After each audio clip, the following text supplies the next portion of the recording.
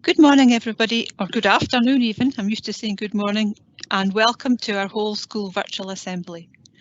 I sincerely hope that you're all keeping well and safe, and that you were able to access your classes last week with the minimum of problem. The purpose of today's assembly is to again maintain contact with all our learners, to give you information about online learning, and to let you know about school news. It's also an opportunity for me to announce the Lighthouse moment of the week, and more about that later on in this assembly.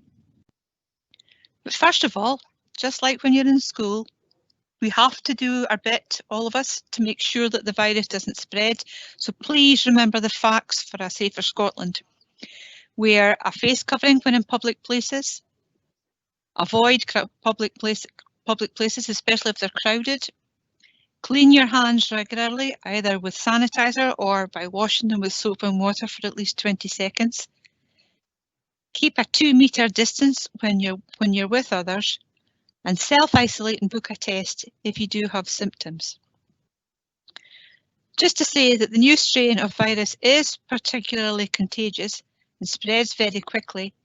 The numbers in Aberdeenshire have gone down since we last spoke, but we're not out of the woods yet, so we must all work together to make sure we and everyone in our families stays safe and well. So, now that we've completed 1 week of remote learning and we've just started another new week, it's good to try and get into a routine. It is surprising how quickly we can get used to this way of working, teachers and pupils, and having a routine helps us establish a positive approach to learning. So, to do this, remember our 3 words when we're in school: ready, respectful and safe. They're on the slide there. So, make sure each day that you are ready to learn. First thing is, make sure that you sign into your registration class at the start of each day before going to your first subject. By doing this, we know that you are well. And as I said last week, if we don't hear from you, we'll give you a call. Then, next thing to do is find out what subject is first on the day for you. Next thing, make sure you have all the resources you need. Simple things like a pen, a pencil, a rubber, a ruler. And if you can, find a comfortable place to work, like a table or a desk where you can write. Don't be tempted to sit on your bed, because that's not great for writing and it's not great for learning either. Headphones are also a good idea if you're sharing your workspace with other people, and if part of your learning involves listening to a video, a recording, or actually taking part in a lesson. We gave out resources like square paper and jotters at the school last Thursday, and many pupils came to pick this up. We were delighted with the amount of people who came in. So we're going to repeat it this Thursday.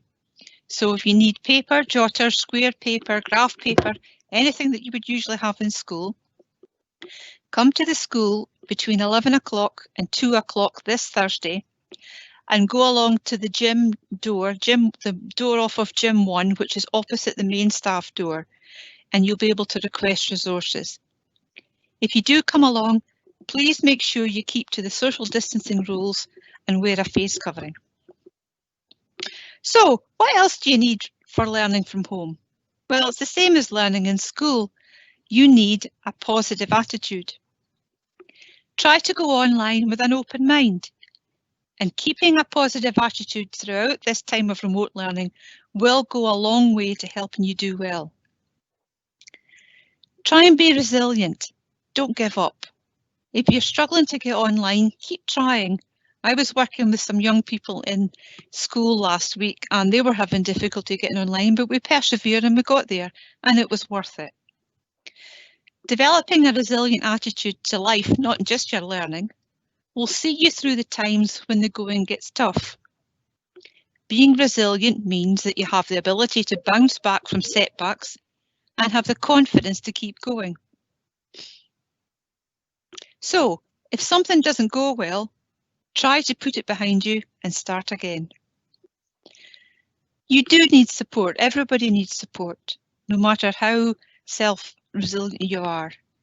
You need support, and you can get this from your family, from your teachers and your friends.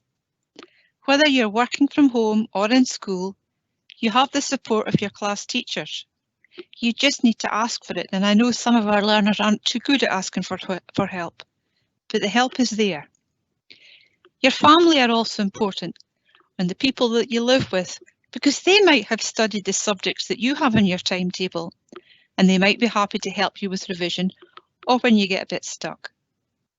Your friends are also an important resource to use too. If you're having difficulties with a particular subject, post a message or send an email to your teacher, letting them know you find something tricky. They may contact you separately to explain the topic again, or you might find that you're not the only person who's found this difficult in the class, and the teacher then can go over it with everyone. You can also contact your guidance teacher for help if the problems you are having are across a few subjects. Having a can-do attitude goes hand in hand with being resilient and being positive. I used this quote last year, but I'm going to use it again, and I don't make any apologies for that because I think it's important. Henry Ford, who was the famous American car manufacturer, once said, "Whether you can or you think you can't, you're right." So that's something to think about. You can Google that after the assembly. Whether you think you can or think you can't, you're right. It's all to do with positive thought.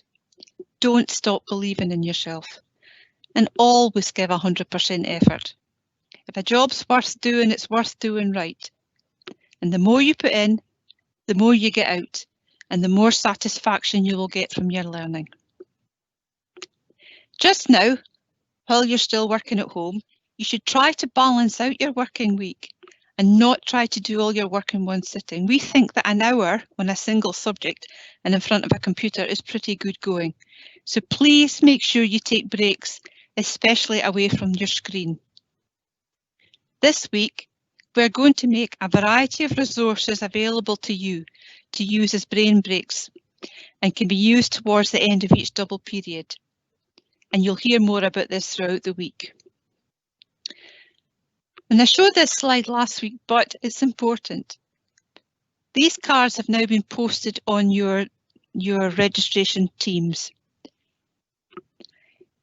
These cards were developed by the senior executive and they're there for you to use. Maybe you don't need to use it just now, but you might in the future. So just take a note, download them, print them off, keep them somewhere safe. We do have them as cards in school and we will be giving them out. If you're not sure how to get online or you're stuck with online, go to the Learning at Home tab in the school website where you will find a lot of useful information. And Mr. Walton's great video explains everything in detail and you can follow his step-by-step guide. Speaking of the senior executive, I'm meeting weekly with them now and I hope that they'll be able to speak with you during next week's assembly. They are busy planning different online virtual events for you over the next few weeks, so watch this space for further details. So, for this week's challenge, we were trying to think of something which combines what you're allowed to do along with doing something which challenges you. You know how you're encouraged to go for a daily walk? Well, when you're out doing this, I challenge you to take a photograph of something funny or unusual you see along the way. Please don't include people in this because some folk might not be too happy at you taking their photo, or don't take a picture which might cause offence to others. But take your photo, and once you've taken it, upload it onto your team's registration class.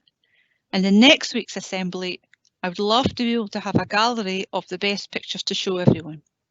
So get started on that. The sun's shining today. This would be an ideal afternoon to get started with that.